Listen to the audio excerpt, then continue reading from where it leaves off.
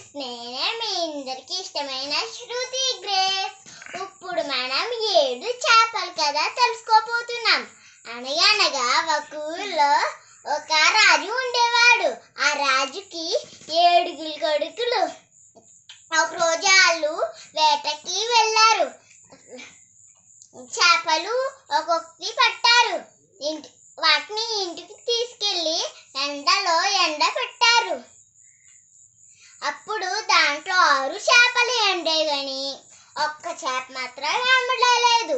అప్పుడు రాజు చేప దగ్గరికి వెళ్ళి, చేప అవన్నీ చేపలు ఎండాయి కానీ ఎందుకు ఎండలేదు అన్నారు.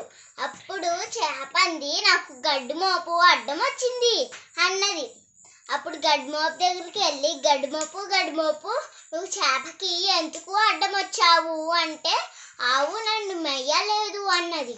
అప్పుడు ఆవు దగ్గరికి వెళ్ళాడు. ఆవు నువ్వెందుకు గడ్డిని మెయ్యలేదు అన్నాడు. అప్పుడు నన్ను చీతగాడు మేపలేదు అన్నాడు.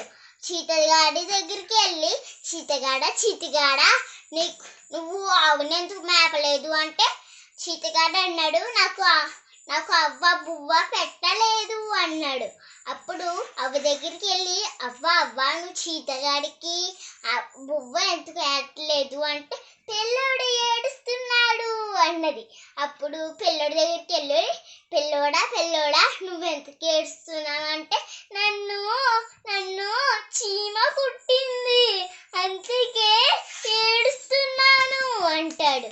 అప్పుడు చీమ దగ్గరికి వెళ్ళి, చీమ నువ్వు పిల్లోడిని ఎందుకు కుట్టావు అంటాడు. అప్పుడు నా బంగారు పుట్టలు వచ్చాయి, వేలు పెడితే నేను కుట్టానా అంటది. హాయ్ ఫ్రెండ్స్, ఇప్పుడు కథ విన్నారు కదా. కథ కంటే నచ్చినట్లయితే లైక్ చేయండి, షేర్ చేయండి, కామెంట్ చేయండి.